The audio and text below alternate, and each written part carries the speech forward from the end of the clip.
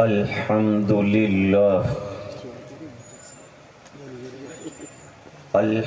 لله وكفى وسلام على عباده الذين اصطفى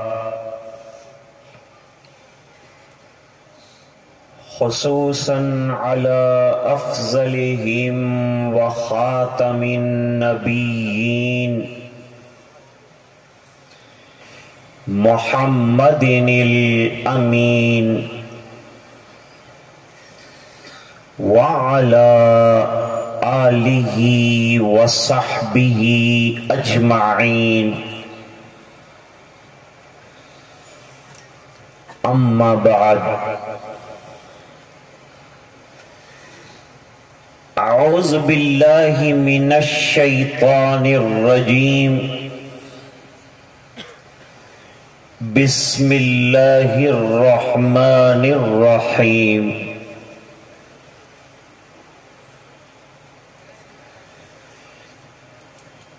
إنا نحن نزلنا الذكر وإنا له لحافظون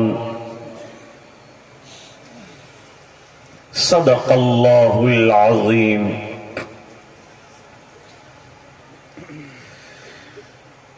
وقال النبي صلى الله عليه وسلم خيركم من تعلم القرآن وعلمه أو كما قال عليه الصلاة والتسليم وصدق رسوله النبي الأمي الكريم اللهم صل على سيدنا محمد وعلى آل سيدنا محمد وبارك وسلم.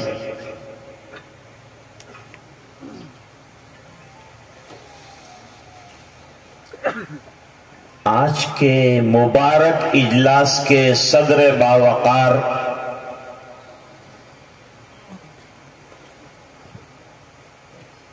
حضرت مولانا و حافظ عبد الجبار صاحب دامت برکاتہم العالیہ،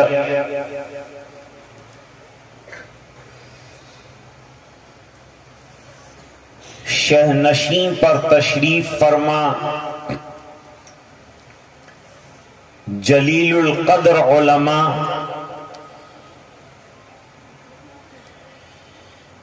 مجمع میں تشریف فرما علماء دین، حفاظ قرآن کریم، حاضرین مجلس،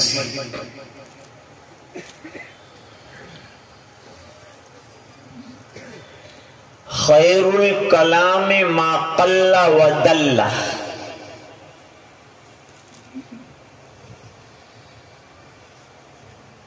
بہترین کلام وہ ہوتا ہے جو مختصر بھی ہو مدلل بھی ہو۔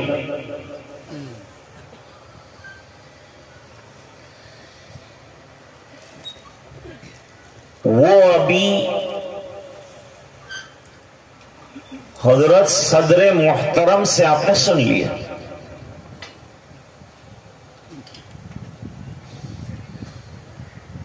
اس کے بعد تو کچھ کہنے کی گنجائش رہ ہی نہیں جاتی۔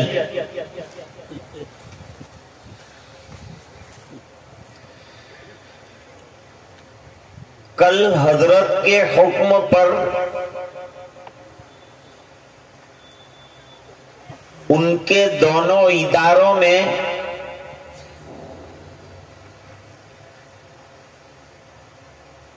حاضری ہوئی،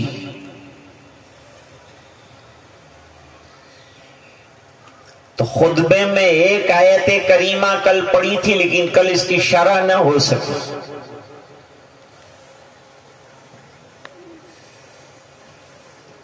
کل اذان کے بعد ظہر کی حضرت نے مجھے بٹھایا تھا،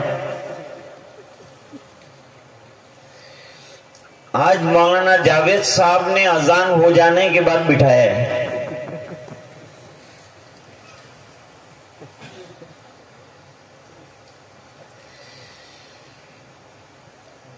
بہت سے حضرات کو میں دیکھ رہا ہوں کہ معمر ہیں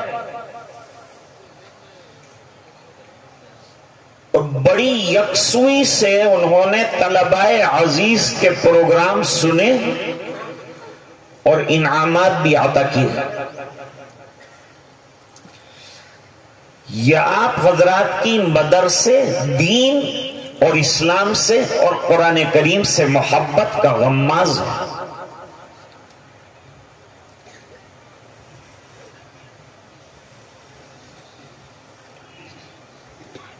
آج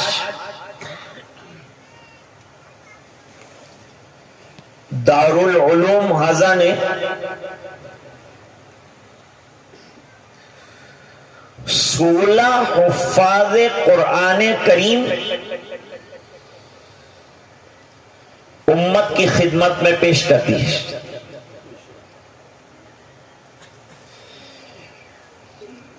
آپ حضرات جو دارالعلوم کو نوازتے رہتے ہیں اس کا خلاصہ دکھانے کے لیے آپ کو بلایا تھا.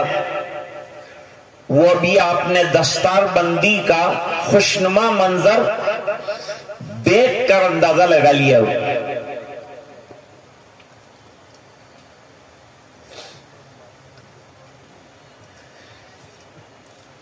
حضور پاک صلی اللہ علیہ وسلم جب فوج روانہ کرتے تھے اور امیر منتخب کرتے تھے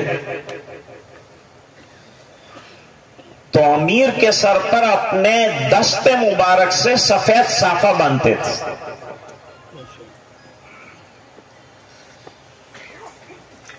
آج 16 حفاظ قرآن کریم اور مشکات شریف پڑھ کر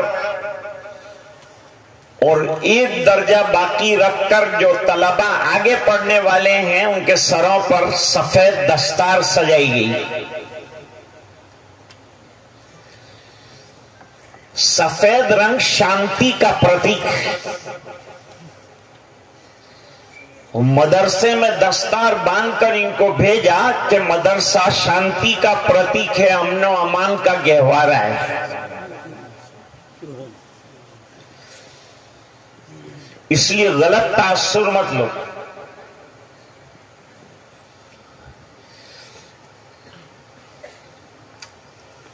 ابھی چند ہفتے ہوئے ہیں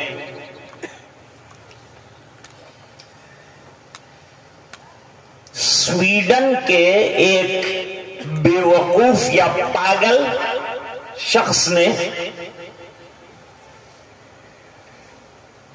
ترکی کی ایمبیسی کے سامنے گورنمنٹ کی اجازت سے قرآن کریم کو جلایا.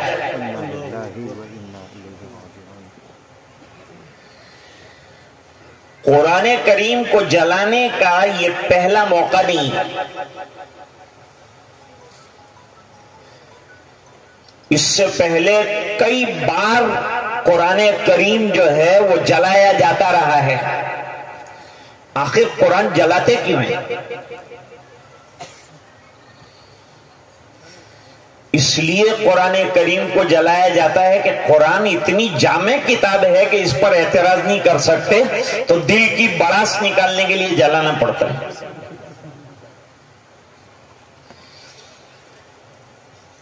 إِنَّهُ لَقَوْلٌ فَصْلٌ وَمَا هُوَ بِالْهَزْلِ. قول فیصل ہے. دودھ کا دودھ پانی کا پانی کرتا اور ضابطے ایسے بیان کرتا ہے کہ قیامت تک کوئی انگلی نہیں لگ سکے گا. تو اب جب اعتراض کر ہی نہیں سکتے تو دل کی بڑاس نکالنا ہے تو کیسے نکالیں گے؟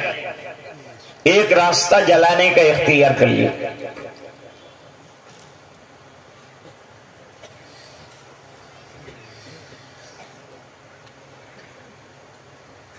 شاہ فیصل مرحوم نے امریکہ کے صدر کو دعوت دی.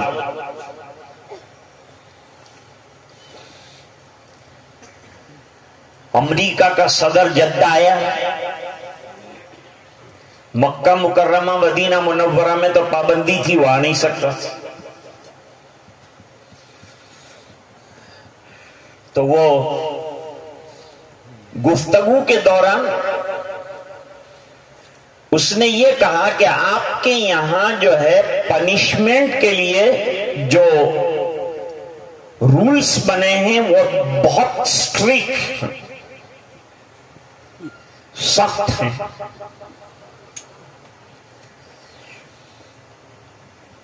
شاہ فیصل نے پوچھا کہ مثال کے طور پر، تو اس نے کہا کہ آپ کے یہاں سرٹین اماؤنٹ کی اگر کوئی چوری کرتا ہے مرد یا عورت تو اس کا سیدھا ہاتھ پونچھے سے کاٹا جاتا ہے،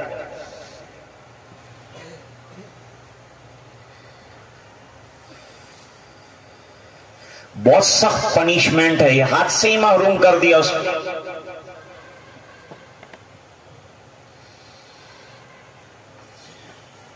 اور ابھی وہ بچہ سیرت پر بہت اچھی تقریر کر رہا تھا، سب تقریریں اچھی تھی، اساتذہ کی محنتوں کا خلاصہ تھا، اس لیے اساتذہ کو بھی انعامات سے نوازنا ضروری ہے۔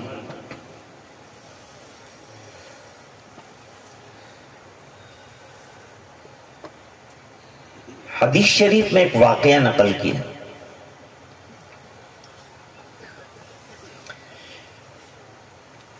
ایک خاتون نے زیورات کی چوری کر لی، اب انسان ہے، بشر ہے، ابھی حضرت نے فرمایا انسان مرکب من الخطأ والنسیان، لیکن یہ نسیان اور خطا صحابہ کرام سے ہوتی ہے تو امت کے لیے تعلیم کا ایک ذریعہ بنتی ہے اور ایک نصیحت بنتی، ان کی سچائی کا ایک نمونہ سامنے آتا ہے، ان کی صداقت سامنے آتی ہے۔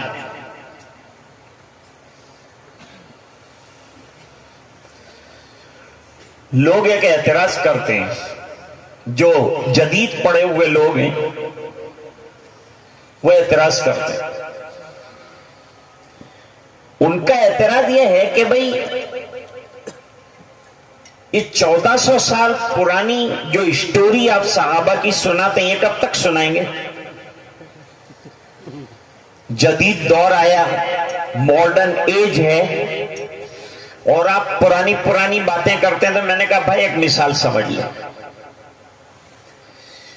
ایگزامپل قرآن کریم نے بھی دیے ہیں، قرآن بغیر ایگزامپل کے بھی بات پیش کر سکتا ہے، لیکن لوگوں کو سمجھنا ہے اس لیے مثال دیتے ہیں۔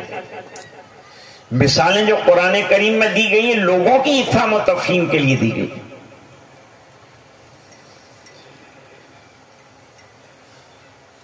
اب یہ مثال سمجھیں گے آپ تو صحابہ کرام کی عظمت آپ کو سمجھ آئے گی۔ میرے دوست تھے لندن میں، ان کا ڈرائیونگ کا امتحان تھا، وہاں ڈیفیکلٹ ہوتا ہے ڈرائیونگ کا امتحان، یہاں تو اندھے سے بھی امید ہے کہ اس کو لائسنس ملے۔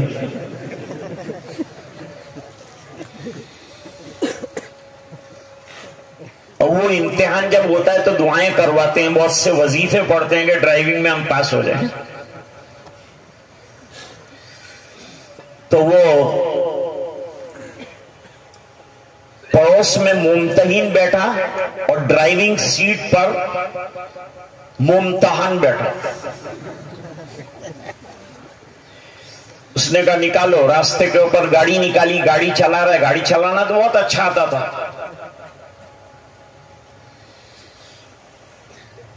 اب امتحان شروع ہوا تو ممتحن نے سوال کیا انگریزی میں کہ میں اردو میں ترجمہ کر لوں کہ بھئی ڈرائیونگ تو اچھی کرتے ہو لیکن میرے ایک سوال کا جواب دو گے تو لائسنس ایشو کر دوں گا۔ تو پوچھئے سر۔ انگریزی میں تو سر بہت ہیں، باقی سب بے سر ہیں۔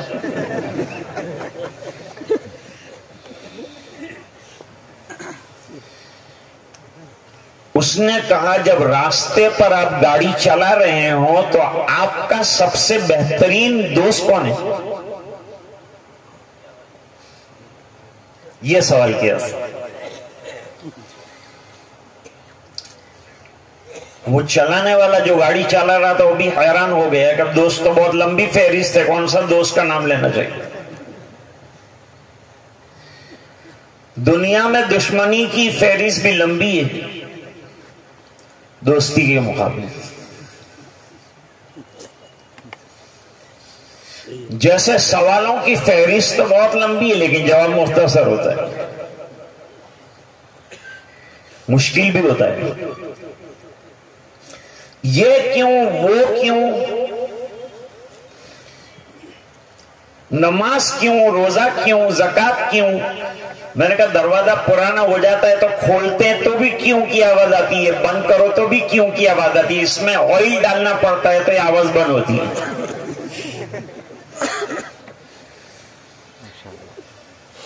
کیوں کا جواب ہے ہمارے پاس، ہر کیوں کا جواب ہے اور نہیں بھی ہے. جب آدمی عمل نہیں کرتا تو اس کو سوالات بہت کھڑے ہوتے ہیں، جب عمل کر لیتا ہے سوالات ختم ہو جاتے ہیں. حضرت گنگوہی رحمت اللہ علیہ حضرت حاجی امداد اللہ صاحب مہاجر مکی رحمت اللہ علیہ سے بیعت ہوئے، ایک عرصے تک رہے. اس کے بعد فرمایا کہ اللہ نے اتنا شرح صدر فرمایا کہ دین کے کسی مسئلے پہ مجھے اعتراض نہیں ہوتا، اتنا دین کھل کر میرے سامنے آیا ہے. سوال کم علمی کی دلیل بنتا ہے. اب اس نے کہا کون سے دوست کا نام پیش کروں، تو ادھر ادھر دیکھنے کے بعد سامنے جو آئینہ لگا ہوتا ہے ڈرائیور کے، اس نے کہا یہ آئینہ میرا دوست، یہ آئینہ میرا بہترین دوست. اس نے وجہ پوچھی، یہ آئینہ کیوں دوست ہے؟ کہا یہ پیچھے کا منظر دکھاتا ہے. کہ پیچھے کا منظر دیکھنے سے کیا فائدہ ہے؟ فرمایا آگے تیز رفتاری سے گاڑی چلانا تو پیچھے سے گاڑیاں کیسی آ رہی ہے وہ منظر دیکھنا پڑتا ہے تو آدمی گاڑی چلا سکتا ہے. پیچھے کے منظر پر نظر رکھو تو ترقی کر سکتا ہے، آگے بڑھ سکتا ہے. جب تک صحابہ کرام والا پیچھے والا آئینہ ہمارے سامنے نہیں ہوگا ہم ترقی نہیں کر سکتے.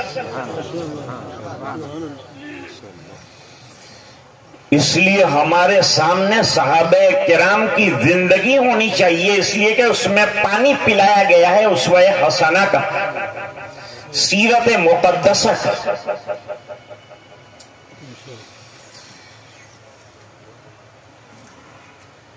اس نے چوری کر لی، سرکار نے فرمایا ثابت ہو گئی. پہلے تو ثابت کیا جاتا ہے، جج صاحب بھی بیٹھے ہیں،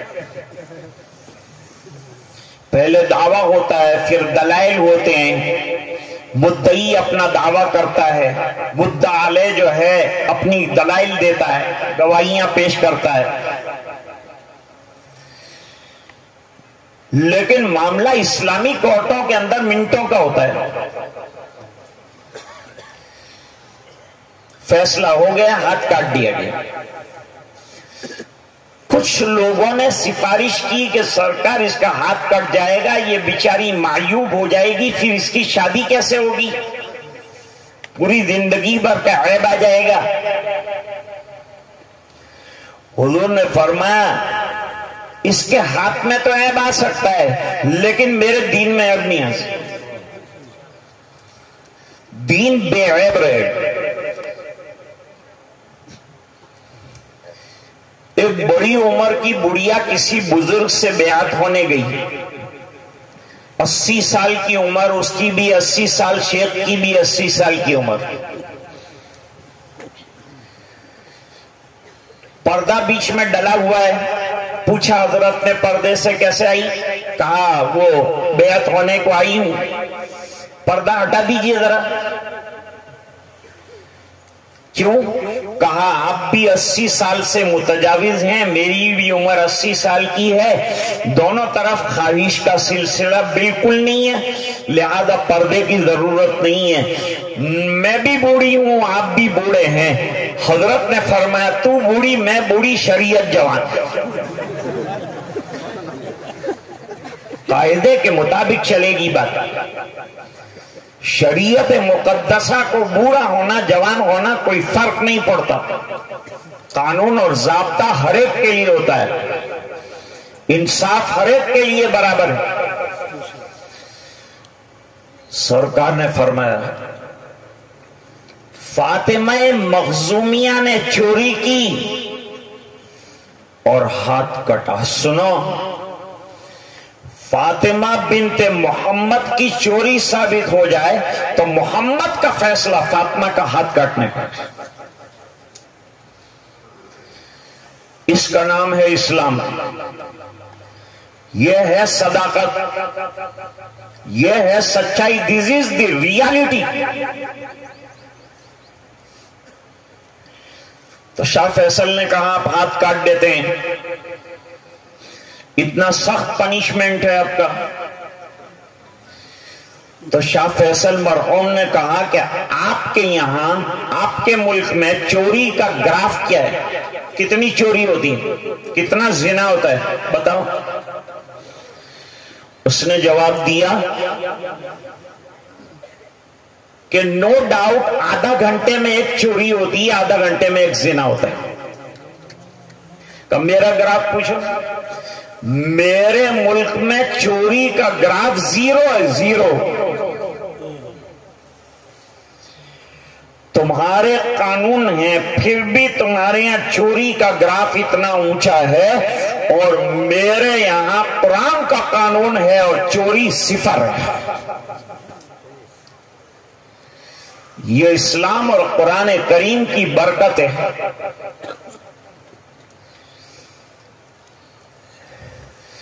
چند سال پہلے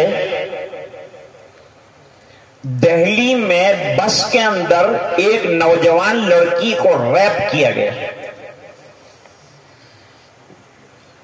صبح صبح لڑکی ٹیوشن پر جا رہی تھی اور بے پردہ تھی اور لباس بھی برہنہ تھا۔ اس کا نتیجہ یہ ہوا کہ کچھ بدماش لوگوں نے اس کو اپنی خواہش کا شکار بنا دیا۔ بس میں بدکاری کرنے کے بعد اس کو بس سے باہر پھینک دیا گیا۔ بعد میں علاج و معالجہ ہوا، دماغی مریضہ ہو گئی لڑکی اور اخیر میں مر گئی۔ جب یہ بدکاری کا معاملہ سامنے آیا تو دہلی کی عورتوں نے مورچہ نکالا۔ مورچے میں ہزاروں پڑھی لکھی عورتیں تھیں۔ ان عورتوں نے بینر اٹھائے تھے اور بینر اٹھا کر اس پر لکھا ہوا تھا، جو بینر اٹھائے تھے اس میں لکھا ہوا تھا کہ تمہارے قانون میں مجرم کو سزا دینے کی طاقت نہیں ہے، مسلمانوں والا قانون بناؤ تاکہ مسلمان عورتوں کی طرح ہندو عورتیں بھی محفوظ ہو جائیں۔ یہ ہے اسلامی قانون جو قرآن کریم نے بیان کیا۔ تو جب دیکھا کہ ضابطے اتنے چست ہیں کہ اعتراض نہیں ہو سکتا ہے، تو قرآن کو جلاؤ، دل کی بڑاس نکالو۔ لیکن اس کا نتیجہ جانتے ہیں کیا ہوا؟ پہلی مرتبہ جب قرآن کریم جلایا تھا پادری نے تو قرآن شریف کی کھپت بڑھ گئی۔ ابھی ہندوستان میں ہر سال بک فیئر لگتا ہے، بک فیئر یعنی پوری دنیا میں جو کتابیں ہیں وہ لاتے ہیں اور اس کو لوگوں کے سامنے اوپن کیا جاتا ہے، بک فیئر۔ تو دہلی میں بہت بڑا بک فیئر تھا، 8 دن تک چلا، اور اس میں رجسٹر ہوتا ہے، اس میں نوٹ کیا جاتا ہے کون سی کتاب کے بارے میں زیادہ پوچھا گیا، بیسٹ سیلر کون سی بک رہی، یہ پوچھا جاتا ہے۔ 8 دن کے بعد اخبار میں آیا کہ 8 دن کے بک فیئر کے اندر جس کتاب کے بارے میں سب سے زیادہ ہندوؤں نے پوچھا وہ قرآن تھا۔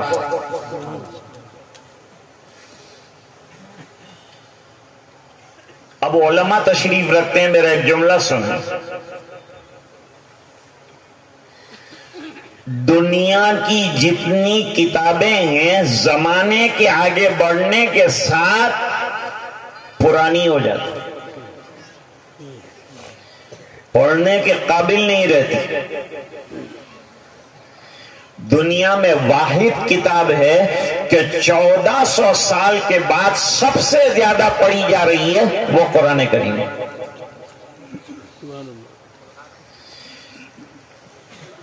14 صدیاں گزرنے کے بعد قرآن بوڑھا نہیں ہوا، جوان ہو رہا ہے۔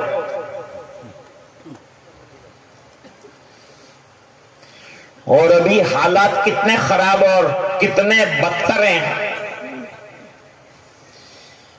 مدرسوں کے خلاف، قرآن کریم کے خلاف رات دن جو ہے لکھا جا رہا ہے۔ اگر قرآن اللہ کی کتاب نہ ہوتی تو رات دن کے پروپیگنڈے سے مٹ گئی ہوتی، لیکن الحمدللہ اتنے پروپیگنڈے کے بیچ میں قرآن جوان ہے۔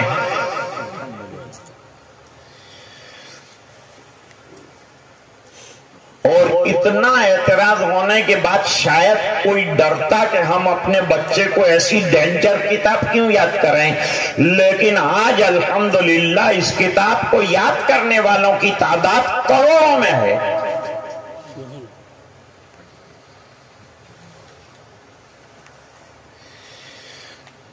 جب ترکش ایمبیسی کے سامنے قرآن شریف جلایا گیا تو ترکی والوں نے قدم اٹھایا۔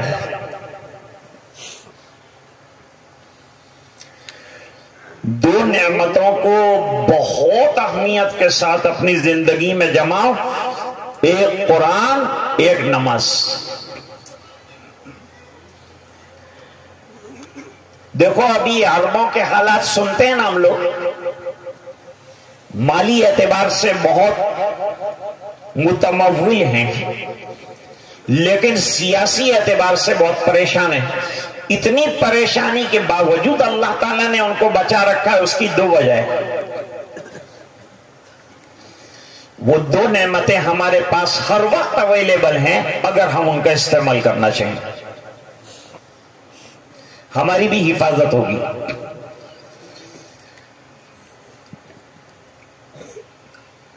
عرب کا انسان جب اپنی رولس رویس کار میں سفر کر رہا ہو، کروڑوں کی کار ہوتی، روڈ پر بڑی تیزی کے ساتھ جا رہا ہے، وہ دیکھتا ہے وقت نماز ہو گیا ہے، گاڑی کنارے پر لگاتا ہے، گاڑی میں صفیں رکھی ہیں، وضو کا پانی رکھا ہے، وہ تمام نکالتا ہے اسباب، اذان دیتا ہے راستے کے اوپر اور نماز پڑھتا ہے وقت پر۔ اس نماز نے اس کو بچا رکھا ہے۔ نمبر 2، ایک عرب حرم میں آیا، اس کے بچے کے ہاتھ میں قرآن شریف دے دیا، 2 گانا پڑھنے کے بعد خود بھی قرآن شریف لے کر بیٹھ گیا۔ میں نے کہا آپ کا بچہ بھی قرآن پڑھے گا؟ کہا یہ بھی پڑھے گا، اور میرے گھر میں ہر کمرے میں قرآن رکھا ہے، ہر کمرے میں قرآن روزانہ پڑھا جاتا ہے، روزانہ تلاوت کیا جاتا ہے۔ مسجد میں آئے گا عرب اور آنے کے بعد 2 گانا ادا کرے گا اور 2 منٹ اس کے پاس باقی ہوگی کہ وہ قرآن شریف کھولے گا اور تلاوت شروع کر دے گا۔ یہ 2 نعمتوں نے اس کو بچا رکھا ہے، ایسے سنگین حالات میں بھی اللہ تعالیٰ نے اس کی حفاظت کی۔ تو نمازوں کی حفاظت پر ہماری حفاظت کا وعدہ ہے، اور قرآن کی حفاظت پر اللہ کی طرف سے حفاظت کا وعدہ ہے. اور اللہ تعالیٰ نے یہ سرشتہ رکھا ہے کہ ننھے بچوں کے سینوں کو اللہ نے قرآن کریم کے محفوظ رکھنے کا صندوقچہ اور باکس بنایا ہے.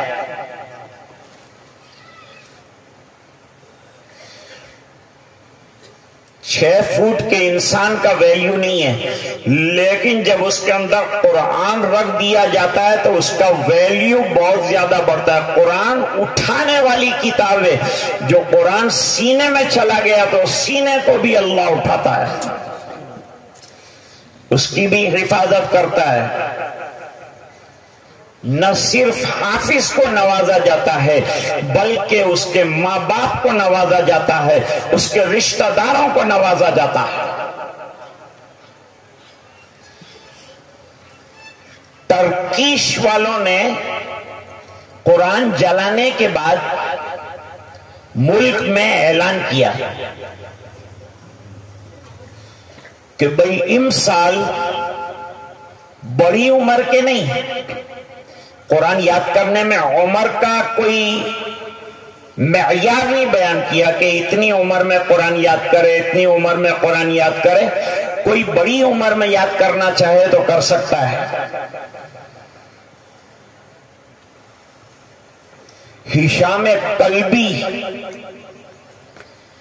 بہت بڑے محدث ہیں، ہزاروں حدیثیں یاد تھی. دل میں خیال آیا کہ ارشادات رسول تو اتنے یاد ہیں تو ارشاد ربانی قرآن یاد نہیں؟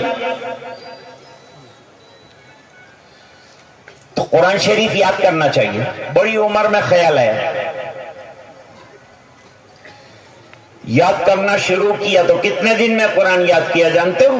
3 دن کے اندر قرآن شریف مکمل کر. 3 دن میں قرآن کریم مکمل کر دیا.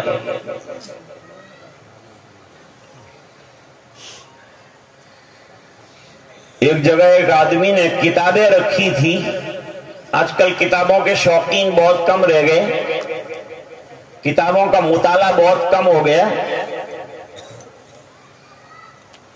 طلباء سے میری گزارش ہے کہ کتب بینی بھی رکھو اور قطب بینی بھی رکھو. کتاب بھی دیکھو، کوئی اللہ والے کو بھی ڈھونڈو. اور یہ جو علم سے پندار جو پیدا ہوتا ہے نا کہ میں اس کو ختم کرو، اس کے لیے شاعر نے بہت اچھا شعر کہا ہے، سنو. تو کو مٹا اتنا کہ تو نہ رہے، میں نے کیا یوں کیا فلاں کیا. تو کو مٹا اتنا کہ تو نہ رہے، تیری ہستی کا رنگ و بو نہ رہے. اور ہو یعنی اللہ ہو میں اتنا کمال پیدا کر کے ہو تو رہے تو نہ رہے. علم کا پندار نہیں ہونا چاہیے. تو مطالعہ کتب بہت ضروری ہے. آگے بڑھنا ہو تو علم کو ترقی دینے کے لیے روزانہ ڈھونڈو اپنے علم میں ترقی ہو رہی ہے کہ نہیں. اور طالب علم اور عالم کے لیے ضروری ہے. ہمارے یہاں مفتی سعید صاحب پالن پوری رحمت اللہ علیہ نے 9 سال پڑھایا ہے. جب شروع میں پڑھانے آئے تو پوچھا کہ روزانہ کتنا مطالعہ فرماتے ہیں؟ فرمایا 500 صفحے کا مطالعہ کرتا ہوں. روزانہ 500 پیجز جو ہیں اس کا مطالعہ کرتا ہوں. تو جب قرآن کریم جلا دیا گیا، چھوٹی عمر کے جتنے حفاظ تھے ملک میں ان کو جمع کیا گیا، بڑی عمر والوں کو نہیں. چھوٹی عمر کے لڑکے لڑکیاں جتنے ہیں وہ ایمبیسی میں آ جائیں، ان کو انعامات دیے جائیں گے. ادھر قرآن جلا ہے، ادھر قرآن پر انعام دے رہے ہیں.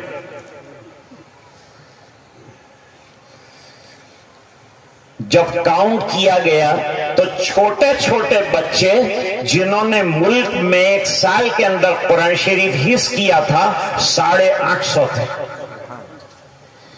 850 children memorized the whole Quran Kareem by heart. ان میں سے 80 تو لڑکیاں تھیں اور جو وزیر مدعو کیے گئے تھے تقریر کے لیے انعامات دینے کے بعد انہوں نے کہا کہ قرآن جلانے کا پازیٹیو جواب یہ ہے کہ ہم قرآن کریم خوب یاد کریں اور حافظ پہ حافظ تیار کریں اور ان کو بتائیں کہ تم کاغذ جلا سکتے ہو، ہمارے سینے سے قرآن نہیں نکال سکتے. یہ مدرسے قرآن کریم کے حافظ تیار کرتے ہیں اور قرآن کریم کی تشریح یہ علماء تیار کرتے ہیں. ان کی بقا سے دین کی بقا ہے، ان کی بقا سے ہماری بقا ہے. بلکہ آگے بڑھ کر یوں کہوں گا کہ ملک کی بقا یہ علماء سے. اگر علماء نہ رہے ملک نہیں رہے گا، یہ مدارس نہ رہے تو ملک میں امن و امان نہیں رہے گا. مدرسے امن و امان کے گہوارے ہیں. جتنے بچوں نے یہاں آ کر تقریر کی اخلاق کا عنوان دیا، زندگی کیسے گزارنا ہے وہ مدرسے میں سکھایا جاتا ہے. اچھا انسان کیسے بنا جائے مدرسے میں سکھایا جاتا ہے. کیا دیش کو اچھے انسانوں کی ضرورت نہیں ہے؟ کیا دیش کو اچھے اخلاق کے لوگوں کی ضرورت نہیں ہے؟ اگر ان تمام کی ضرورت ہے تو پھر ہمیں چندے کے ساتھ اپنے بچے بھی مدرسے کو دینے چاہیے. پیرالل تعلیم دیجیے، اسکول بھی بچوں کو اچھے سے اچھی پڑھائیے. مجھے ابھی حضرت نے رات کو ہی بتلایا کہ ابھی اس سوچ میں ہیں ہم لوگ کہ جو پرانا مدرسہ ہے وہاں بچوں کو کچھ ٹائم کے اندر دین پڑھایا جائے، قرآن کریم حفظ کرایا جائے اور پھر ان کو ریلیز کر کے اسکول بھیج دیا جائے، تاکہ ایک طرف وہ عالم دین بھی بنے اور دوسری طرف وہ ڈاکٹر بھی بنے.